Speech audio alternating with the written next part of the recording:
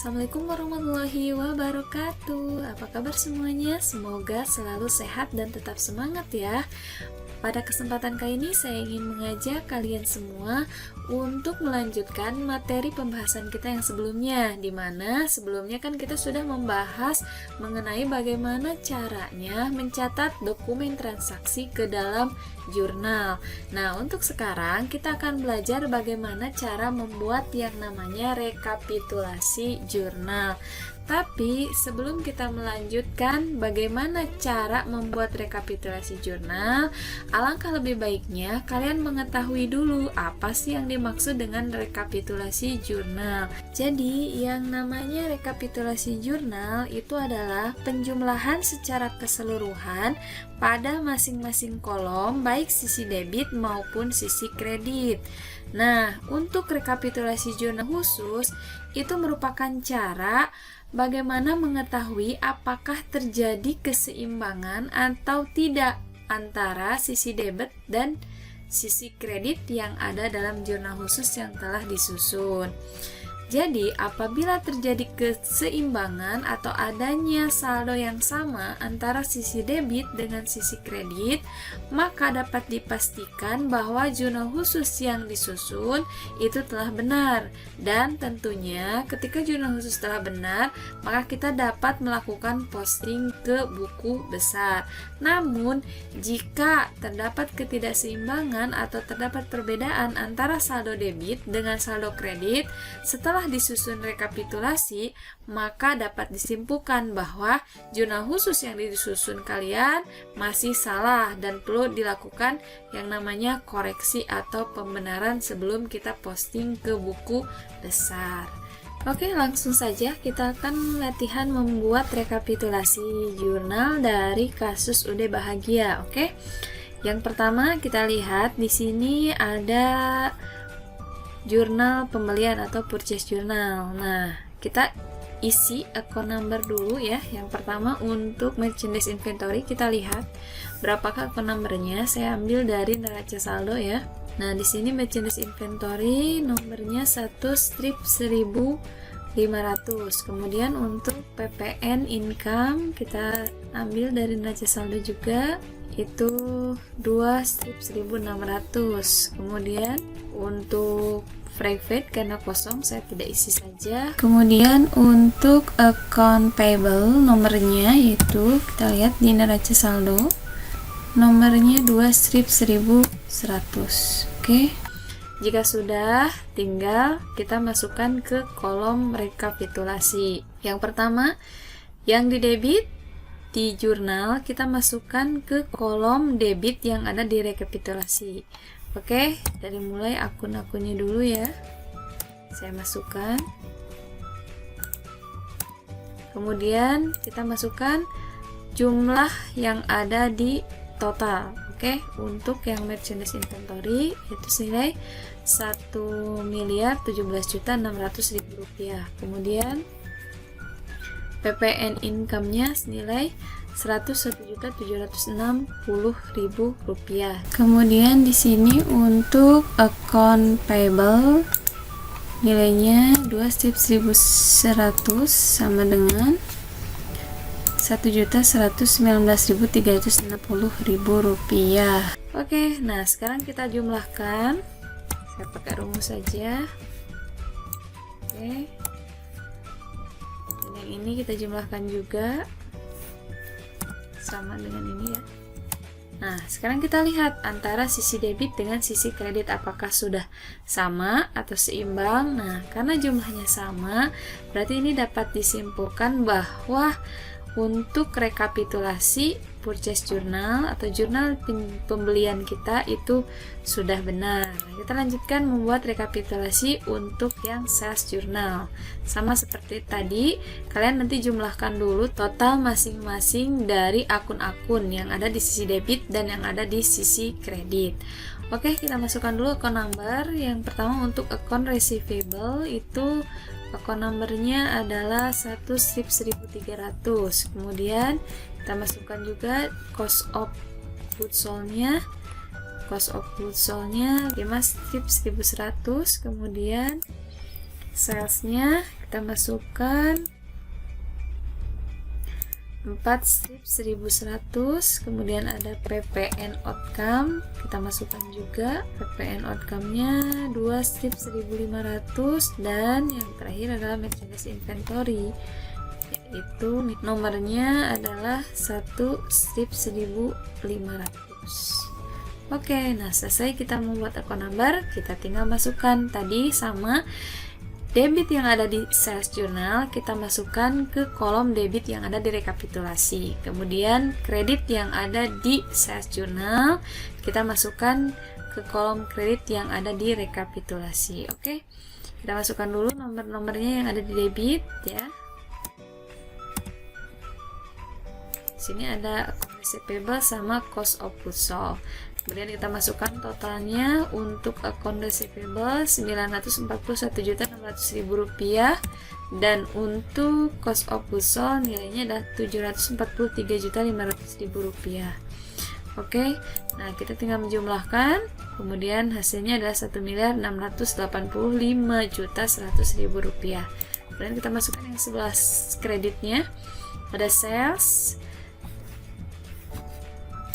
Oke, kita masukkan, kemudian ada PPN outcome dan ada merchandise inventory. Oke, totalnya kita isikan sales 856 juta, kemudian ada PPN outcome 85.600.000 kemudian ada merchandise inventory 743.500.000. Nah, ketika kita totalkan antara sisi debit dengan sisi kredit, ini hasilnya sudah sama, yaitu Rp1.685.100.000. Berarti dapat ditarik kesimpulan bahwa rekapitulasi jurnal penjualan sudah benar. Kita lanjutkan ke jurnal yang selanjutnya, yaitu cash receipt journal. Oke. Nah, untuk cash receipt journal juga sama seperti halnya tadi jurnal pembelian dan jurnal penjualan.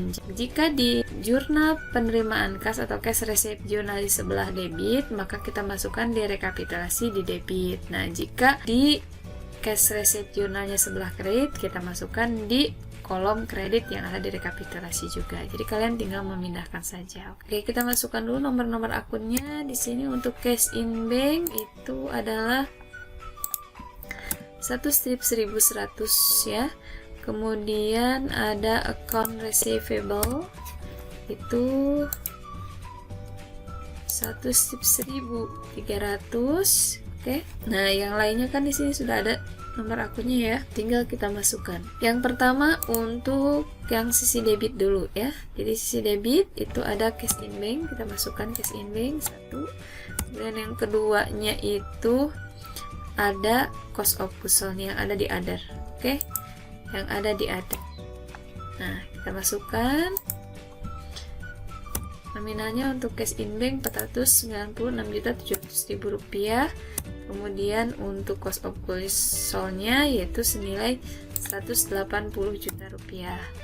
Nah, ketika kalian menginput atau memasukkan ke dalam rekapitulasi jurnal dari jurnal khusus, yang harus kalian pahami adalah ya, jika posisi akunnya itu ada di other, maka yang kalian posting adalah per masing-masing akunnya. Tapi jika itu seperti di sini misalnya cash in bank, yang dibuat rekapitulasinya adalah jumlah-jumlahnya.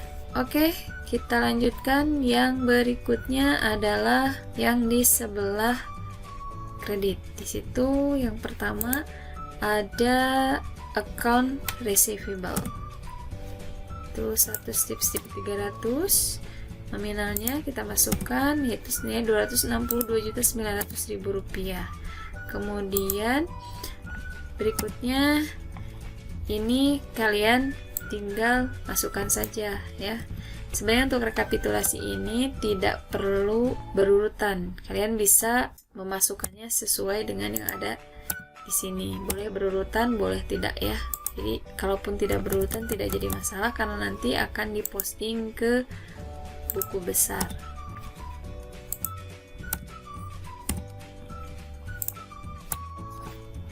Oke, tinggal kita masukkan.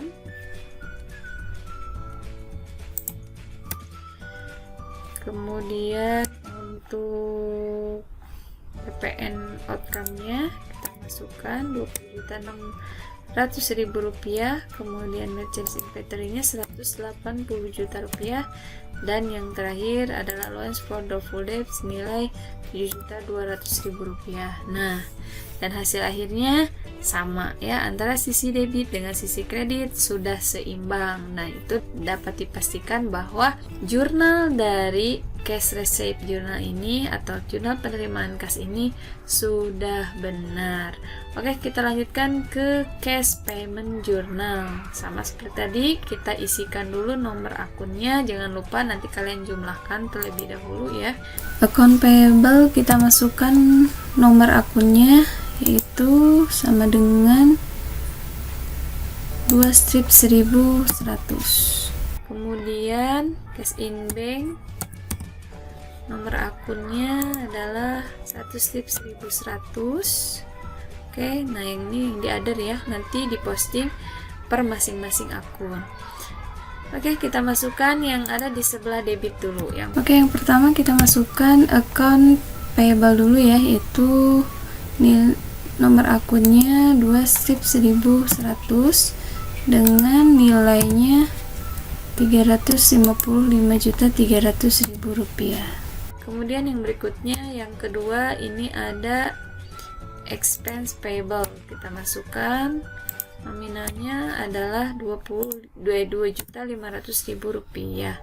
Kemudian ada PPN payable, itu nominalnya adalah 1.500.000 rupiah. Kemudian ada Bank Mandiri Loan, nominalnya itu 16 juta rupiah. Dan yang terakhir ada interest expense ya, interest expense nomornya 9 strip 1100, nominalnya adalah 3 juta rupiah. Oke, nah itu yang di sebelah debit. Kita masukkan sekarang yang di sebelah kredit, yaitu ada cash in bank dengan nominalnya adalah 378.300.000 rupiah. Dan sisi debit dengan sisi kredit sudah seimbang atau sudah balance ya. Berarti dapat dipastikan bahwa untuk jurnal pengeluaran kas ini sudah benar. Kita masuk ke general journal sekarang. Oke, kita tinggal masukkan. Kita masukkan sama seperti yang tadi ya. Jadi kalau di jurnalnya dia posisinya sebelah debit, maka berarti direkapitulasi juga di debit. Nah, kalau di sebelah kredit, maka direkapitulasi juga di sebelah kredit. Oke, kita masukkan dulu nomor akun yang pertama. Yang di sebelah debit ini ada sales return. Oke, kita masukkan, itu nominalnya sebesar 50 juta rupiah. Kemudian ada PPN outcome ya, yaitu senilai 5 juta rupiah. Kemudian ada merchandise inventory ya, senilai 44.500.000 rupiah. Kemudian ada account payable senilai 45.100.000 rupiah, itu di sebelah debit. Nah, kita masukkan yang di sebelah kreditnya, itu ada account receivable ya, senilai 55 juta rupiah. Kemudian ada cost of goods sold ya, senilai 44.500.000 rupiah. Kemudian ada merchandise inventory, itu senilai 41 juta rupiah. Dan yang terakhir ada PPN income, yaitu nilai 4.100.000 Rp100.000. Kemudian dijumlahkan, hasilnya antara sisi debit dan sisi kredit ini juga sudah seimbang atau sudah balance. Berarti untuk jurnal umumnya atau general jurnalnya sudah benar. Oke, kita masuk ke peti cash jurnal sekarang. Sama seperti tadi, kita tinggal masukkan yang sisi debit dengan sisi kredit. Oke. Nah, di sini sisi debit saya masukkan saja ke sini. Oke, nah untuk totalnya kita samakan dengan yang ada di sini ya, tinggal kalian saya kopikan saja semua.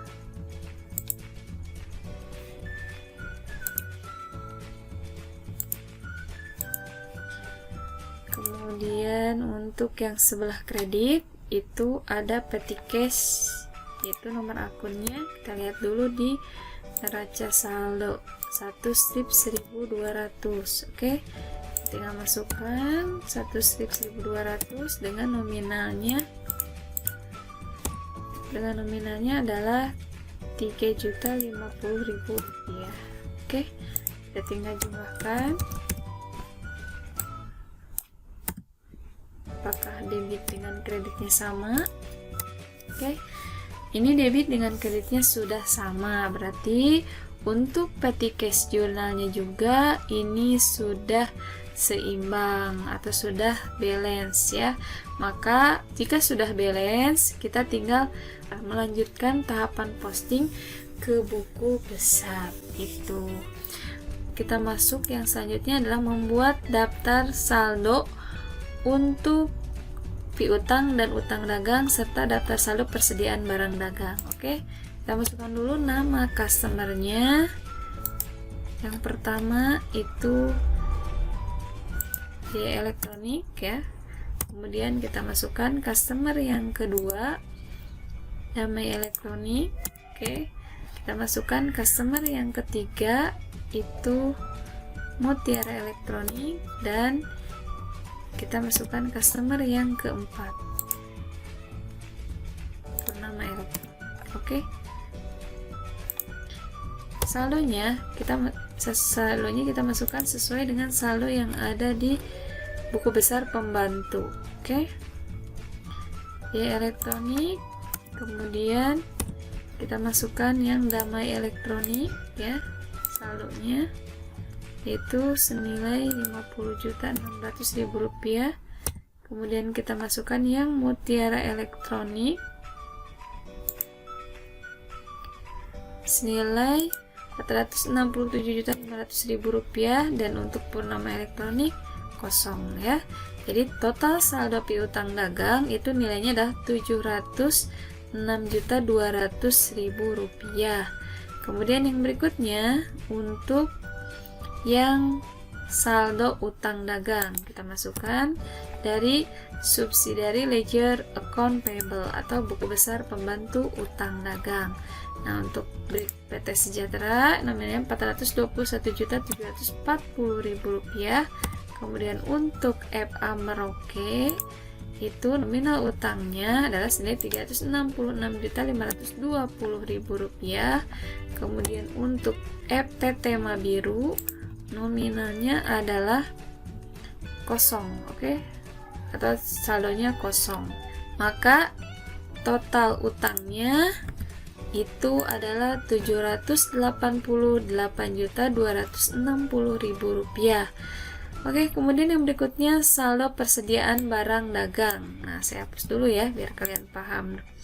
Saldo persediaan barang dagang itu kita lihat dari kartu persediaan. Untuk SP Pavilion kita lihat saldonya adalah, kita lihat di inventory card itu nilainya Rp342.600.000. Ini dari mana? Dari yang Rp145.800.000 kita jumlahkan dengan Rp196.800.000, maka dapat diperoleh senilai Rp342.600.000. Kita masukkan ke daftar saldo persediaan barang dagang. Oke, yang berikutnya untuk DEL sama tadi kita lihat di inventory card di bawah itu senilai Rp275 juta. Maka jumlah persediaan barang dagang nilainya itu adalah 617.600.000 rupiah.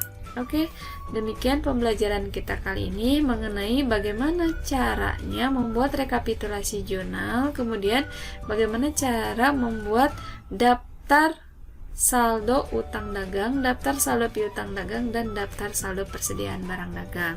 Oke, untuk pertemuan selanjutnya kita akan bahas bagaimana caranya membuat buku besar dan neraca saldo. Oke, semoga bermanfaat dan jangan lupa like dan subscribe ya channelnya. Terima kasih. Assalamualaikum warahmatullahi wabarakatuh dan salam balance.